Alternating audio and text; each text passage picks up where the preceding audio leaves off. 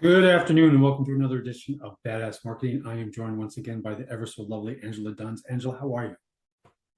I'm doing really good today, Mike. Thanks for asking. How about yourself? It's good. It's sunny out. It's relatively warm, and which, in San Francisco, summertime, that's kind of unique. So we're pleased with that. And all is good. So we're talking about CRMs today, right? Yes, yes, we are. And we love acronyms because people like to drop them without ever telling us what we're talking about. So what is a CRM and what does CRM stand for? It is a client response management system. It is a way of keeping track of what's going on in your pipeline with your referrals, outbound marketing. There's lots of different things. Every CRM is a little bit different, and there's many things that they can do, but primarily they're managing what's going on with your clients and your Yeah, prospects. and this is anywhere from a Salesforce tool to my love of Excel spreadsheets. So, whatever kind of tool works for you is Yes. fine. We're not advocating for a specific type of tool here, but we are advocating that you do something because I am a big fan of if you don't measure it, you don't track it kind of thing. So if you want to understand how you're doing, obviously we need numbers, and in order to need numbers, we need tools. Um, so you have a CRM system. I'm aware of that. So what does it do for you? It makes the most beautiful newsletters. And that is my main use of it is really to stay in touch and top of mind with my prospects and current and future clients through my newsletter. My newsletter is everything for me. And it is so easy to create really beautiful marketing materials, welcome letters. I have a bunch of different things that are in there so that for anything that somebody might purchase with me, I can send them a welcome letter that tells them what the next steps are and guides them down that whole path. I use it for my newsletter. Those are primarily the functions I use mine for. Mine is extremely robust and has lots of other features that I need to venture into. And last week we talked about referral marketing, and I use my tools primarily to track referral marketing because if we just kind of leave it to being top of mind, like, oh, I owe so and so a referral, that doesn't seem to happen. But for us, if we track, okay, I got a referral from this person sent me three referrals, I owe them one back, I need to do something. The fact that I track that I keep on top of it, um, reminds me of what I need to do as a follow-up and how I need to remain engaged. So I use most of our CRM tools primarily to track my referral marketing to make sure that I understand who's giving to me, who am I giving to, who's not giving to me, so that I might look for a new referral partner, those types of things. But again, these tools allow us to track our business so that, we're not just kind of relying on memory because at my age, I don't have one. So, it's not, a good tool to simply like, oh, try to remember things and remember to do things where these prompts or these metrics will help us better manage our businesses, better manage our relationships. Yes, one of the things that really comes to mind for me is once I first hired a sales coach 5 or 6 years ago, one of the things that she said that really struck me and has really stuck with me is what you track, you attract. And so there is an awful lot to be said for those numbers. If you're consciously and intentionally tracking the number of referrals, the number of initial consultations that you're doing, whatever your pipeline is, Mike, your business is more ongoing. Mine, I'm constantly having to get people into my pipeline. And so tracking how many appointments I have and how many clients I actually get out of that. Those are other uses of a CRM that can be really handy. It's also really important, like for funnel marketing, to understand that what are the outcomes. So if I need to book two new clients this week to make my my revenue goals, I need to know that that means I have to call 100 people, talk to 20 of them, and with the hopes of 1/10 converts, right? But if I have some historic data, I can sort of know that, if that's my conversion rate, that those are the number of calls I need to make in order to make my numbers happen. So this will guide me as to like, okay, how much effort do I need to put in? Versus like, I just need to call a couple of people and see how it goes. Whereas, if I can track those numbers, again, track the metrics, it'll tell me, based on your performance in the past, you need to do this amount, of activity to get that kind of response, which ultimately results in X amount of conversion into a real client. And my CRM actually tracks the whole client journey. So if somebody has a coffee chat with me, I can rank how interested I think they are and what product it is that I think would be the best fit for them. So it tells you what potential revenue you have and how far along in that client journey they are. So instead of calling somebody to make your numbers at the end of the month or the end of a quarter that's at the beginning of the pipeline, you can call somebody that's farther down the line. And the things for me, what the CRM does is it points out opportunities and it shows me where the gaps are. Like, what am I missing? What should I be focused on? Because we all tend to put out fires all day long, which distracts us, right? If I'm not putting out a fire, I'm looking at something shiny and new. So either way, I'm apparently not very productive. So I need these type of tools to keep me on track, to keep me focused. Yeah, I'm really grateful for mine also because it has a really robust note-taking section and I can schedule tasks. So if I've just completed a appointment with a client, I can say, okay, that was the end of session 3. We've got 4 more left. It kind of helps me know how close are some of my clients to being finished with their packages and what capacity I have to book more appointments with new clients. So not only does it tell me my conversion rate from what my appointments are, but it also tells me what do I have available in my calendar for the rest of this month. And the one thing I can tell the audience is your CRM tools are only as good as your documentation. Yeah, I know you're laughing because so many of us have these tools, and then if we don't use them, like, oh, that tool didn't work. No, the tool is fine. You didn't work. It really is important to make those annotations, make those notes, because that you have to feed it in order for it to give you, actionable insights on the other side. Yeah, and for me, it's really creating that as a daily habit. So as soon as you complete an appointment, you're making the notes for that appointment. My tendency, my MO is to get really gung-ho about it for a week or two, and then sort of fall off the wagon again because it's so easy. But when you really think about it, it takes moments it takes moments to just jot that stuff down so that you have better and more accurate information in your CRM. But for me, I think the hardest part of it is developing that habit and keeping it consistent.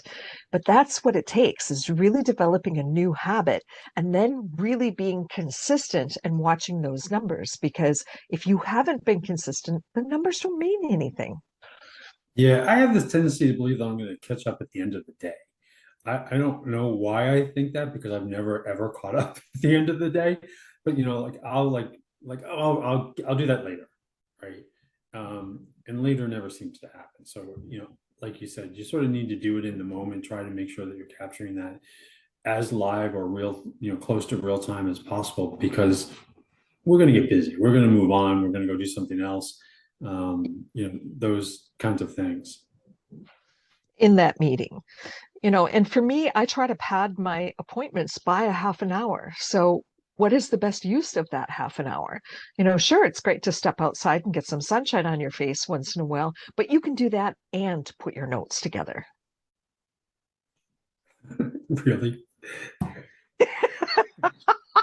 That's a Yes. really nice concept, but I'm not sure I'm a fan. Doesn't happen perfectly. And Tuesday night was one of those nights where I actually succeeded at playing catch up that night. Mm. And it's kind of funny, you know, I was having a really good day. I was just having a really good, productive day. I was still here at the computer at 11 o'clock at night, and I caught up all the way to the beginning of June, Mike. Yeah, I have these, like I said, I think it's going to happen at the end of the day. And when that doesn't happen, I justify like, well, I'll get caught up over the weekend. Oof. Which, I you know, hate playing that game. I mean, I do yeah, it I all play it the a time. lot. It's my favorite game, but I get to the weekend and I'm like, oh, I want to go for a walk. I don't want to look at anything work related until Sunday night. Yeah, I was in a meeting recently with some folks, and somebody was complaining about working 6 days a week. And I was like, really? You only work 6 days a week? What's that like?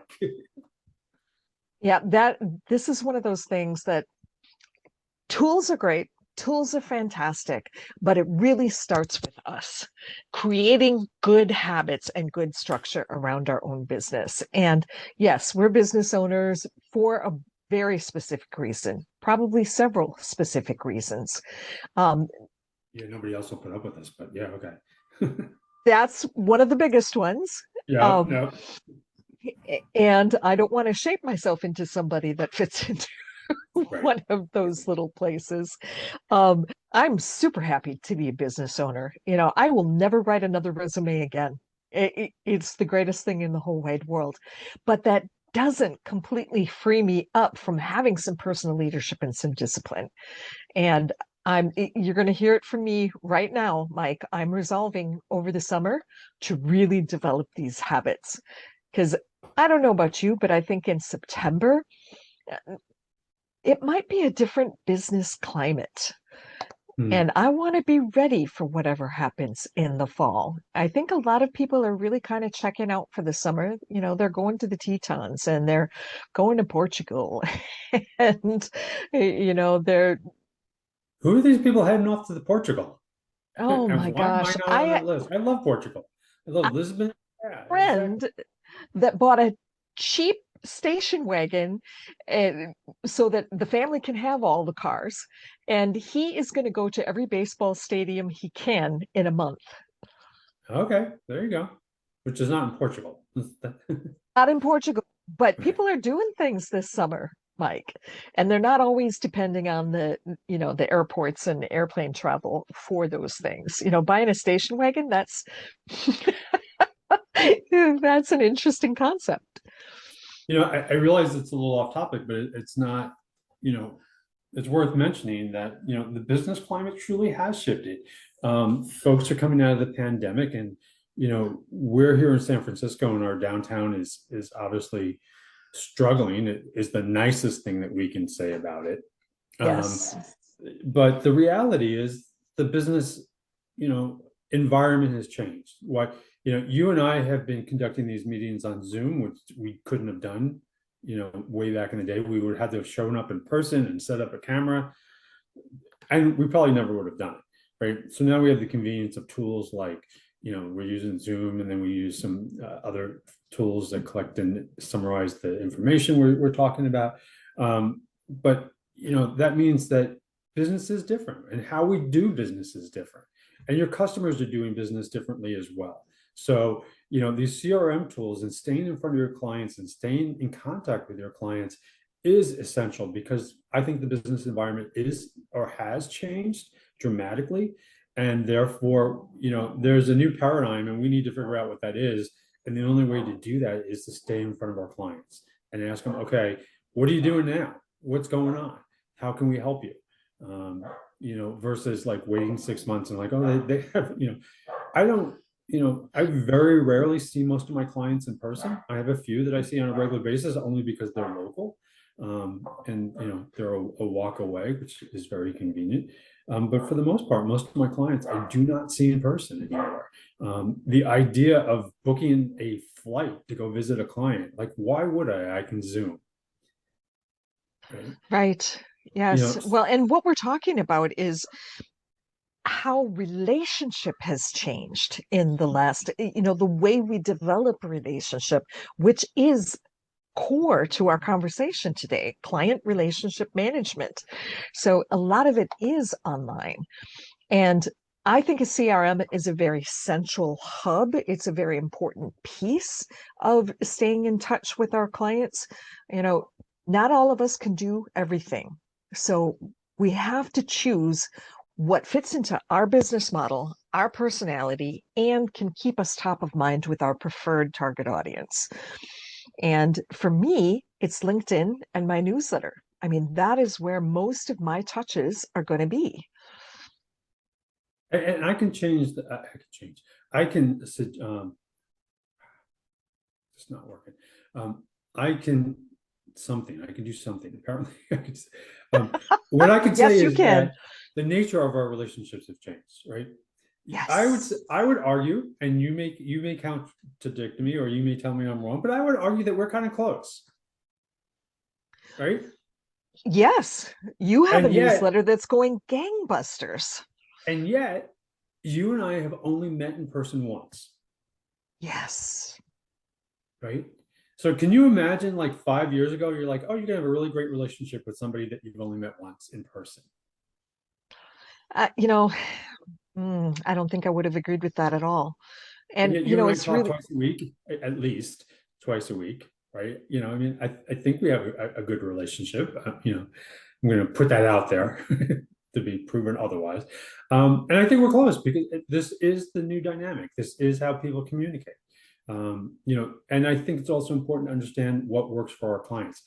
I text a bunch of my clients and have conversations on WhatsApp with clients all the time.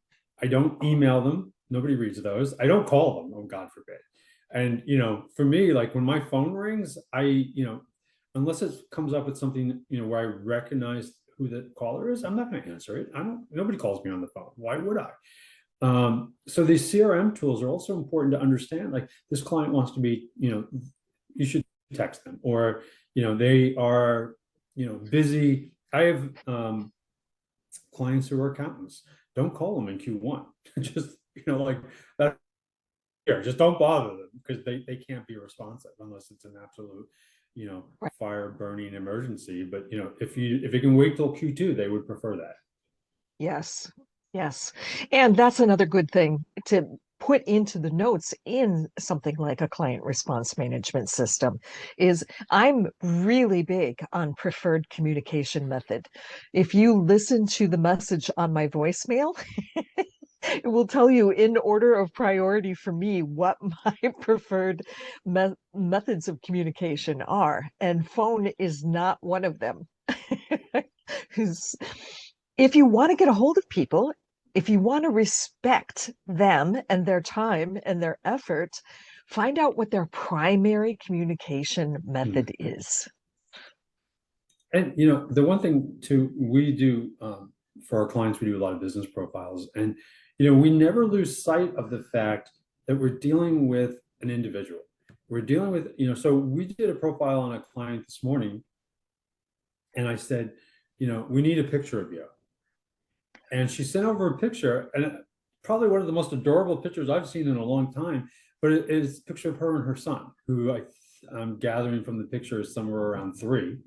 But so this is like, this isn't just a client. This is somebody we work with that we like. She has a family. She's raised, she has her own business. She's also juggling being a mom. You know, these are humans at the other end of this relationship. And we try to record as much as we can. First thing we do is like, how's the kids? What's going on? How's the cat? How are the cats? Have the cats been out for a walk today? Those types of questions, because CRM, the R is relationships, right? Sometimes it's Yes. response, sometimes it's whatever, but the reality is it's about building relationships. So we actually document in our CRM system things like the kids' names, their birthdays, those kinds of things, just so that, if we know them, and if, like, we don't seek it out like we're creepy, like, hey, tell me your kid's birthday. But if it comes up or we're aware of it, we'll document it in the system. like, oh, so and so is turning 4 this year. That's pretty exciting, right? And like you're paying attention. You're engaged. You're working with your clients, and your clients are people that at the end of the day, you know, their business is tremendously important to them, but it's one aspect of their lives. Right, right. And another thing that I try to collect for some of my favorite prospects and clients is their actual address, their home address, because I send Halloween cards. I send about 50, 60 Halloween cards every year, and it's the funnest thing that I do, and people just absolutely love it. And it's different. It's just a Right. little bit off the wall. Yeah, I mean, the CRM, this is, like, how do you manage your customer relations? One, it's making sure that you realize there's a person at the other end of that relationship. And then two, for us, it's about, tracking what the activities so that either we can spot some opportunities or we can fill in the gaps where we've dropped the ball. You're like, oh my God, I haven't called Angela in forever. I should. But if I leave it to that where like I should and it's in my head, I'm not calling. But if the system pops up and like, oh, by the way, you owe this person a phone call, like, all right, it's on my first things to do in the morning kind of list. And like, I get that phone call out of the way. So, these are some of the values of having a CRM system. And then we can obviously integrate them with some of our other marketing tools, whether it be the newsletter, or however else we communicate with our clients. But these are, opportunities. Well, and it does also keep track of the number of touches that you have with somebody before they actually become a client. And that's another really great data point to get in touch with. How long does it take? How many touches? What were the touches? What do we think was the tipping point in there? So there's lots of different things that you can track in a CRM. And I really just want to know, one of my friends who is a branding expert for the food industry, she lives by her CRM. She wakes up in the morning and that's the first thing she checks is her tasks in her CRM. She It's become such a habit for her that she can't really work without it. She's so good. She's meticulous about scheduling her tasks and, oh, 2 weeks from now I need to get a hold of so and so because they'll be back from vacation and decompressed a little bit so Right. that we can have a conversation.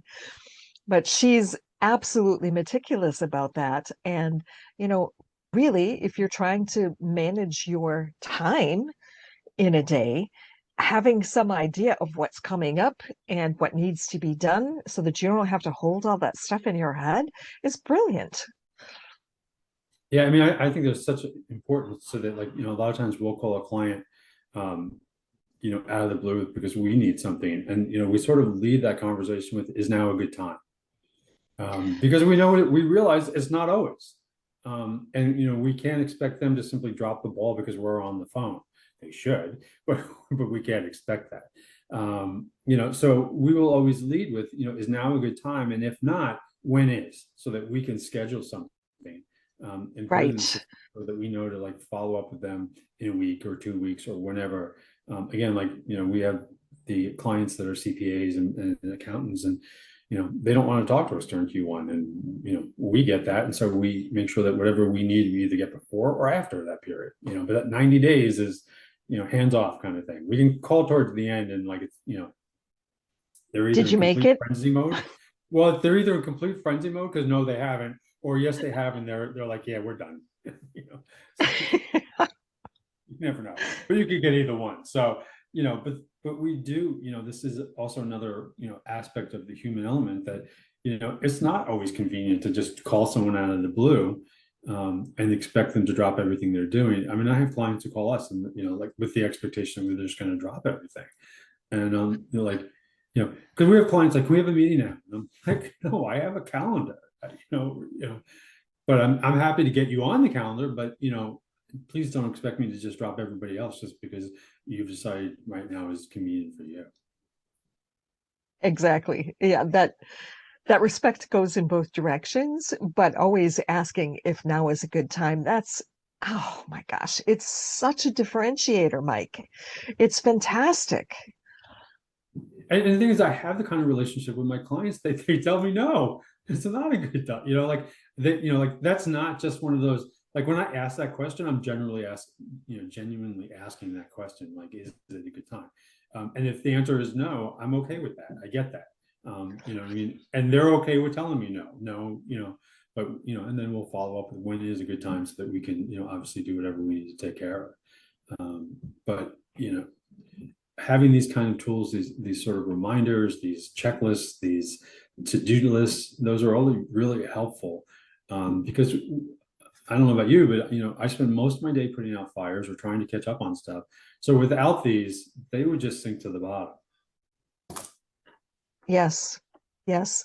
And I think that is a function of the last couple of years. Our bandwidth and our capacity to hold things in our head it's somewhat diminished. We just don't Because we're have the older. patience. There's that too. And I'm not even going to go there. Thank Um, you. but our bandwidth and our capacity to pay attention to 100 details at a time it's really diminished a certain amount. So Yeah, I'm having going to really argue otherwise. I just think we've become, especially with a variety of technologies that are available to us, we actually are a lot more efficient and therefore busier, right? A lot of the work that we're doing, we typically were either outsourced or had, much more staff to support. Where like now we're using AI tools to do content development. We're using Zoom instead of spending an hour commuting back and forth to meetings. So, we're a lot more productive than we were in the past. We are getting more done with less resources or with more technological resources than human resources. I think that's progress, but it also means that, but our client expectations have shifted as well. When people text us, they expect a response almost immediately, you know, and I'm guilty of the same thing. When I text somebody and they don't get back to me, I'm like, it's right there. I know the phone's sitting next to you. Just, I just need a very simple answer. Just respond. You know what I mean? And the and most of our tools, like especially if you're using WhatsApp, I know whether you're online. So I know whether you're busy or you're just ignoring me. So That's so funny. Yeah, this week my phone, it works for everything but phone and text. mhm. Everything. It says that it has no SIM card Okay, and that I can use it not a for good thing. SOS only. But all the social media, the banking app, everything, the camera, everything works except the phone. Well, there you go. Texting is kind of important, huh? Can you do WhatsApp? I don't have WhatsApp on my phone. So I God, know, how I is that know. possible? Oh, I've been a holdout on that. Nope. Really? I use text. And my CRM actually uses text also. I could Mhm. use text marketing if I wanted to. I don't. Permission I think based, of course. yes. The most useful part of that, and people thank me all the time, is I'll send them a text an hour before an appointment as a reminder. People love that. Because they're so bad about remembering their appointment. Yeah, we do the same thing. We'll send, I'll send them a message like, "Don't forget we're meeting tomorrow," and they're like, "Oh my God, I forgot." Like, yeah, thank you. Yeah, I Um, love the text portion of my CRM. It's just invaluable in my opinion. so, what are the biggest challenges in your CRM system for you? Spending the time on it. Seriously, here's the biggest challenge with the CRM. You get this amazing piece of software, and then you have to build it out for you. And that is quite the task. When I first bought this CRM, I had to make micro decisions for months on how I wanted to set things up and how I wanted it to, because I do my billing through my CRM. I have so much stuff that's in my CRM. And it's really making decisions about how you want your workflows to go and what types of automation. I have two mini courses inside of mine that are connected to other workflows and email drips. And so building all of that stuff out intentionally and continuing to tweak it as you get feedback and that sort of thing. I'm not going to tell anybody that it's easy at the beginning. It Well, there's is a always a learning curve as well. major commitment. Yeah, Well, there's and always a learning curve, but yeah. it's not just populating it and transferring your name databases and all that sort of thing into it. It's making decisions about how you want your business to flow. That And is it's where really the about collecting the data as well, because the more data you put into it, the more you can get out of it. yes. So if you just sort of like collect their name and their email, there's probably not a lot that you're going to derive from that. But like when's the last time we talked? When is, like what are they buying? What is, when do I need to follow up with them? If there's a calendar reminder, those types of things, that really starts to make the system work for you and make your life all efficient. But all that, as you mentioned, requires data input on the front end. And so there is that time commitment of building your system. We've built a lot of systems for our clients, and like when we quote the price, they're like, "Oh my God." And I'm like, "Do you have any idea how much data we're putting into your system?" You know, we work with a lot of e-commerce clients, and we're entering product descriptions on over 1,000 products. That takes time. And a product description isn't limited to the product description. There's an image or multiple images that need to be included. There needs to be a barcode, there needs to be a price, there needs to be SKUs, there needs to be options. So when a single piece of inventory, that could be up to 20 pieces of data that we need to input for that single piece of inventory. Yes, and managing all of that is, I mean, Once it's in it's the system, it's great because it's there. right. And you can tweak whatever needs to be tweaked, like the price. Right. Yeah, we can always go back and edit, but like once it's in the system, it's in the system. So like that provides a tremendous amount of data. I mean, our system. So one of the functions of the CRM system we have is a chat function. And the chat function, if someone's talking about a product, we can ping them the product itself with the description and with the URL, so that they can go right, like, can you make a recommendation on this product, or on a product for this? And we can send them the product directly to their text, for them to look at and then hopefully buy. So those kinds of tools are just invaluable for us, because you know we have a client that's a tequila client, and people are like, well, I'm looking for this kind of a spirit or this kind of tequila, I'm like, oh, we have 3 of these, let me send you the one I recommend for you. And then and we're texting, and within moments they are now back on the website, looking at a product that we hope they'll purchase. Yes, it's so powerful. It's worth all of the trouble, because we are really geared towards convenience right now. And so if you have a central place that you can go to and share that kind of information in real time, that's great personalization and great convenience. And I know that we harp on some concepts over and over again, but this further is this idea of omni-channel reach to these folks. Right? We're doing business on text. They're not visiting our website. They're not going to a social media channel. They're texting us, and we're doing 99% of the transaction is via text. You know what I mean? So it's just they're on their phone. They don't ever have to go anywhere else. They don't have to launch Chrome. They don't have to figure out if it's a Safari compatible. It's just we can do it all, via text, and we have all that. Somebody calls me and says, recommend a Tobola. Like I do a search for Tobola, that gives me 20 or so options, and based on what they've told me, I can send them 2 or 3. And people are impressed with that, as they should be. But just having that information at our fingertips is great, especially when Well, we're talking to clients.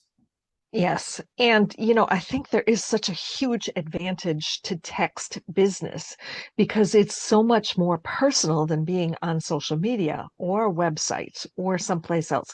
It's in their personal phone. It's to them. It's one to one. It's so much more intimate and so much more personal than being on social media. or a Well, website. but it doesn't have all the noise. I mean, the best thing about it is there's no ads, right? So like you're not competing with eyeball space. You're not competing with that. So are you still there? Yeah. Okay, I just got a message on my screen. Sorry. Um, that kind of stuff. So, sorry, that was a distraction. So yeah, you're not competing with eyeballs. You're not competing with other things going on because I know when I go on the web, an ad will pop up or a text will pop up, and I'm quickly distracted. Whereas when I'm dealing with somebody via text, there's no other distractions, and we love SMS marketing as a tool, and we're able to do that through our CRM system. Yes. No, and very limited visuals. And yeah, it's no rabbit holes to go down. We're known for, right? Yeah, I'm I'm a sucker. I Yeah. can go down a rabbit hole super quick. Those shiny objects. So, what challenges or what words of caution would you offer to somebody who's launching a new CRM system? I would say pick your priority for what you're going to build first, because it can get to be a little bit overwhelming. So what is the primary function you want to get going on your CRM first? Are you doing it so that you can send out a weekly or a monthly newsletter? Then you focus on that first and you learn those functions and get that stuff ready to go. Or if you're using it for notes for clients or prospects, if you're using it for pipeline, choose what your number one priority is, and then choose the next three priorities after that and build it as you go. Otherwise, if you're trying to build everything all at the same time, it's very disjointed. It won't be very comprehensive, and you're going to feel like you're in chaos. Yeah, I mean, we recommend, especially with our clients, the same thing where, figure out where you want to start. We can fill in the rest, but what are your priorities? Because, we are facing a huge amount of data that we need to capture or upload or what have you. And, I can tell you, being on the side where we're looking at the input, when you tell me we're entering 1,000 products into the database, I like just go blank, like, oh my God, that's too much. But if I realize, like, okay, if we add 20 a day, this is going to take 2 months, and we can deal with that. You know what I mean? If we can sort of break it up a little bit into manageable bites or something that's reasonable.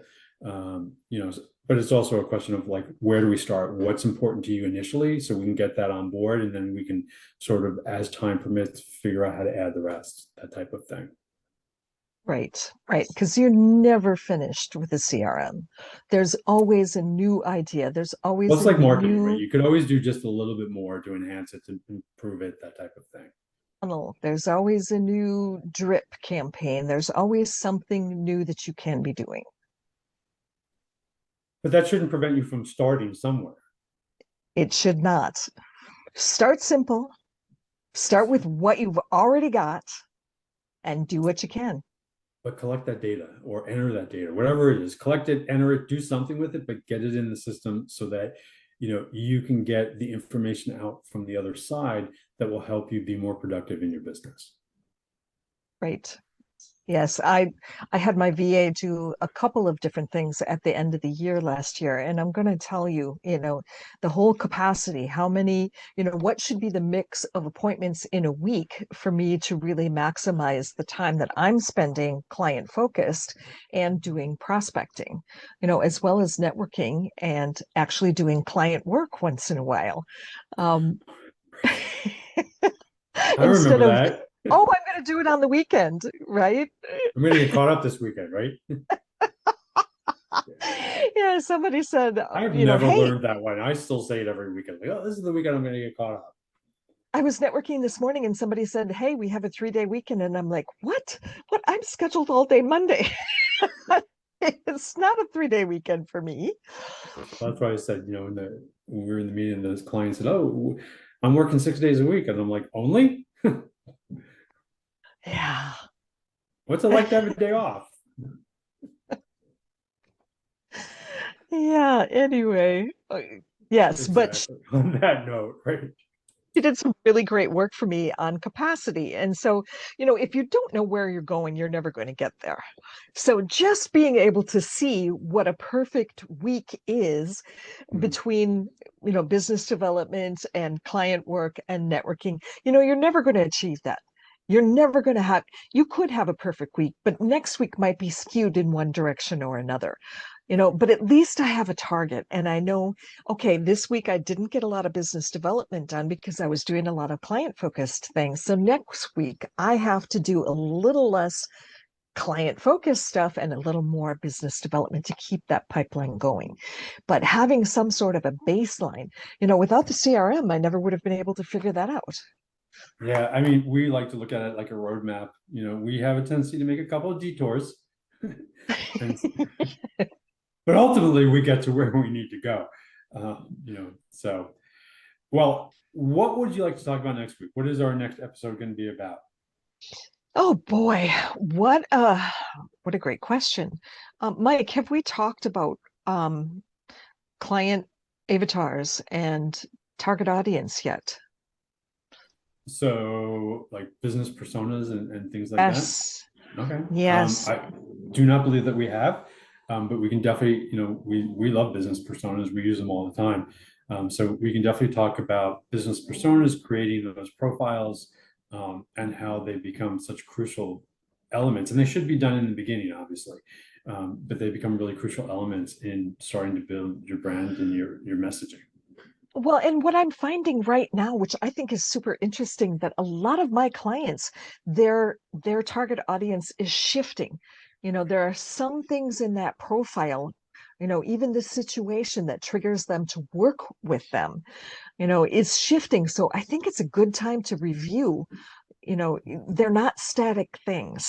It's And, dynamic.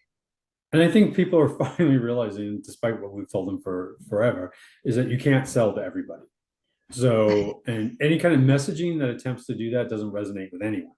So you need to sort of figure out what your niche is, figure out what that sort of, target audience is so that you can address their needs specifically, and be more on message when it comes to your branding and things like that.